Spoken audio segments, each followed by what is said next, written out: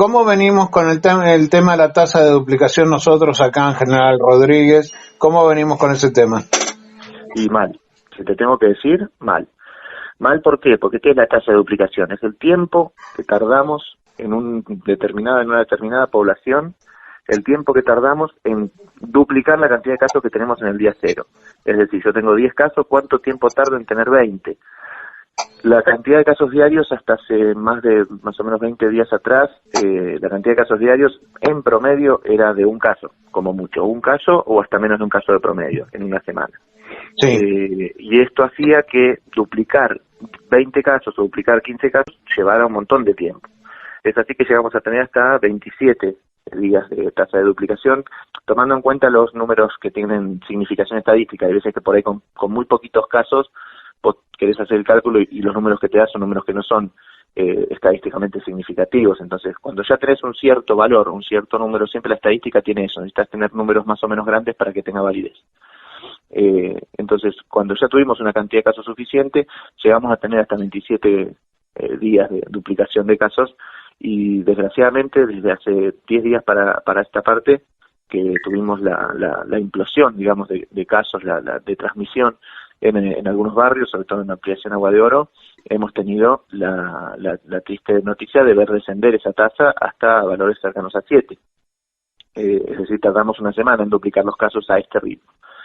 Esto, de todas maneras, la cantidad de casos totales por día fue diferente en esta semana a las 2 semanas anteriores, y se estabilizó ahora ahí. Estamos alrededor de no llegar a más de 8 casos, que fue lo máximo que tuvimos en un día. Si esto se sostiene, la tasa de duplicación va a volver a subir a valores más seguros, si se quiere, o a valores mejores.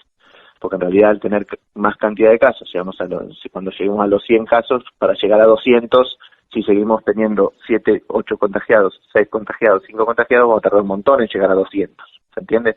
Sí, sí. Es un juego de los números, pero justamente Gustavo, es interesante ese valor porque habla de eso, habla de el incremento de los casos diarios. Gustavo, te voy a pedir total sinceridad como siempre, pero en esto en especial, porque lo voy a tomar como una crítica hacia mí. Y te voy a pedir total sinceridad al respecto. Yo hace unos días atrás hice una publicación, sí, y la hice a propósito, voy a ser bien claro. ¿Por qué? Para ver si tomamos conciencia, si tomamos real dimensión de lo que está sucediendo. ¿Cuál era? Me suena de haber visto algo. ¿Cuál era? La que sí, que en 2 días tuvimos 12 pacientes. Sí. 12 pacientes. Foto del hospital. 12 pacientes conjunto en 2 días. Y expliqué que si esos 12 pacientes, Dios no lo quiera, por supuesto, hubiesen necesitado la terapia intensiva, poníamos el cartelito de completo. Claro. ¿Qué crítica le haces a Raúl Nieto sobre esa publicación? No, ninguna. Es buenísimo tener presente siempre las dimensiones y las cosas que no están. Es decir, el qué pasaría si es una función, digamos, que está buena ejercitar en la cabeza, porque es la que nos pone en dimensión, digamos. Nosotros estamos en una situación donde hoy en particular no tenemos saturado el sistema de salud, las terapias intensivas no están completas. ¿Hay ocupación? Sí, hay ocupación. ¿Hay pacientes de otras enfermedades que también están ocupando cama en las camas de Rodríguez? Sí. Es más, en terapia intensiva tenemos un solo paciente COVID en todas las camas de terapia intensiva de Rodríguez. Pero es importantísimo por ahí ponerse en situación, porque es lo que nos permite elaborar planes. Y yo digo, que mira, este fin de semana es el Día del Padre, nos vamos a juntar, porque total, viste, no hay tantos casos, hay 6, 7 casos. Ahora, si vos pensando en eso lo dice. Si vos te das cuenta de que en verdad, si yo juntándome, me puede pasar lo que pasó en Ampliación Agua de Oro, que hicieron una fiesta, y que a continuación nos encontramos con una explosión de casos donde la tasa de duplicación cae un montón, donde la cantidad de gente internada por coronavirus aumentó, donde ya utilizamos plasma de convaleciente para tratar casos graves, entonces ahí te das cuenta del real impacto que tiene el romper las normas de conducta de aislamiento, de cuidado que estamos estimulando desde el principio de la pandemia. Entonces me parece que no es ninguna pavada lo que has hecho, y está bueno que si nos ayuda a ponernos en perspectiva, a pensar en ese qué pasaría si nos ponemos en situación. Yo creo que es importante que todos los vecinos tengan esa perspectiva. ¿Sabes qué pasó, Gustavo? Y te voy a ser bien sincero. me volvió un poco el miedo de escuchar que mi sobrina tenía coronavirus en España, y me volvió Claro. un poco todo eso, reviví todo eso, y me está preocupando, me está haciendo pensar mucho todos estos temas. Por eso lo publiqué, como para que la gente tome conciencia. En el muy buen sentido, jamás haría algo para crear pánico a propósito ni nada por el estilo, sino que fue para que Tomar tomemos conciencia realmente de lo que está sucediendo.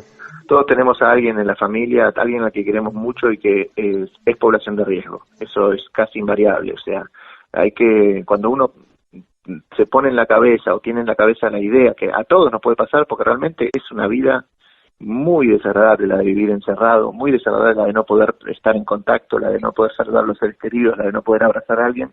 Es algo realmente, es una nueva normalidad que es muy desagradable y a la cual nos ha costado enormemente llegar.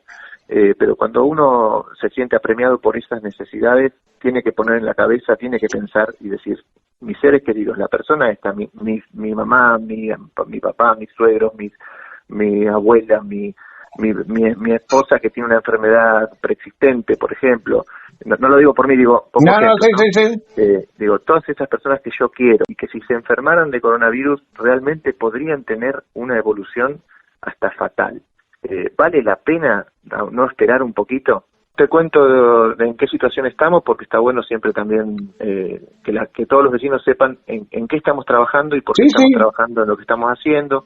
Básicamente, como novedades de la semana tenemos, el hospital sigue avanzando, el personal del hospital nuevo modular está listo para salir a la cancha, están capacitándose todos los días, se están reuniendo, están haciendo las preparaciones del uso de los insumos, del uso de los equipos de protección para aumentar la bioseguridad, conociéndose los trabajadores entre sí para armar los equipos de trabajo y a la espera de algunos de los insumos. Yo hoy hablaba con otra radio que me preguntaban y yo les decía, espero que para la semana que viene, en algún momento de la semana que viene, tengamos ya la posibilidad de arrancar con algún nivel de complejidad mínima.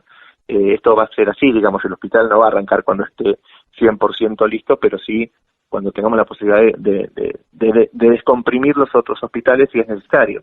Claro, exactamente. Recordemos que este hospital modular va a ser un hospital para pacientes positivos exclusivamente, es decir, para pacientes COVID exclusivos, tanto de clínica como de terapia. En definitiva, si se tiene que usar, ya se puede usar, se ponen las camas y ya se puede usar. Claro, esa es la perspectiva, tratar de hacerlo en base a eso. Obviamente, cuando hay cosas que trabajar adentro, es preferible que si tenemos lugar en los otros hospitales, terminemos el trabajo de adentro para no tener que después tener pacientes positivos y trabajadores haciendo obra adentro, obviamente. No, obviamente. Eso se va a manejar así. Pero después tenemos otros dispositivos que te quería contar. Esta semana hemos tenido la inauguración, si se quiere, de uno de los 3 centros de aislamiento extrahospitalario para pacientes positivos que se realiza en el sindicato de autores sobre colectora de acceso ahí cerquita del complejo hospitalario.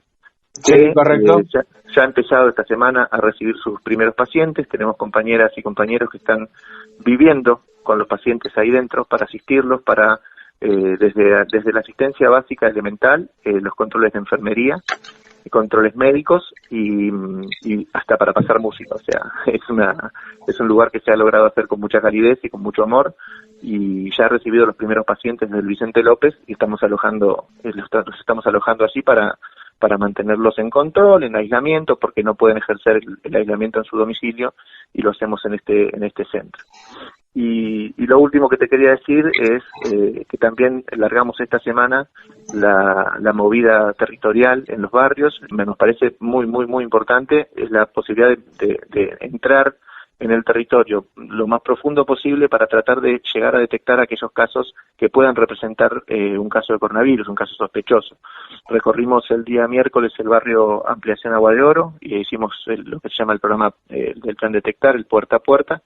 Se recorrió más de 70 domicilios, se hicieron las entrevistas correspondientes, tomas de temperatura, se detectaron casos sospechosos a los cuales se los despachó inmediatamente el SAME, y ayer, viernes, hicimos lo mismo en el barrio Los Naranjos.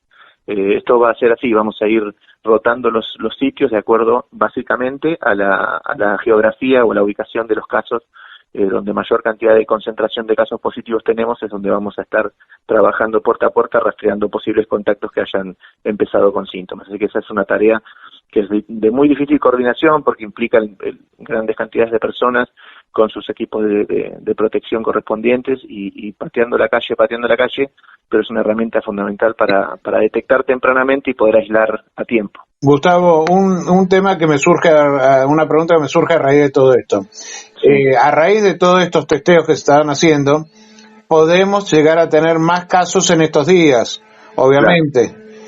Lo que no va a significar que sea un repunte brutal, sino que se descubren los casos asintomáticos que pueden estar dando vueltas sin que nosotros sepamos. En realidad no los asintomáticos, porque no se hisopan asintomáticos. Lo que vamos así por ahí mejorar es la conexión entre el paciente que tiene los síntomas, porque digamos, esta enfermedad se pone de manifiesto con síntomas que por ahí no son gran cosa, por ahí tener tos y dolor de garganta sin fiebre, ya indica hisoparse, y por ahí es un caso de coronavirus.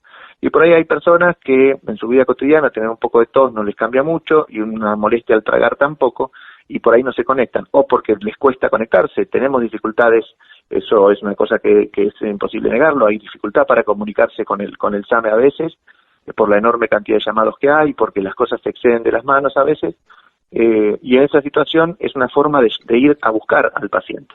Así que particularmente son pacientes que son sintomáticos los que vamos a estar rastreando y los que van a ser sometidos al testeo. Esto no es un rastreo activo de asintomáticos, sí, como se hace en algunas poblaciones en particular, como se ha hecho rastreo mediante serología en algunas estaciones de tren en capital. Esto es diferente, esto es búsqueda de sintomáticos. Pero sí es posible que esos casos que no estaban llegando al sistema de salud por X razón, nosotros los podamos detectar y sumarlos a la estadística.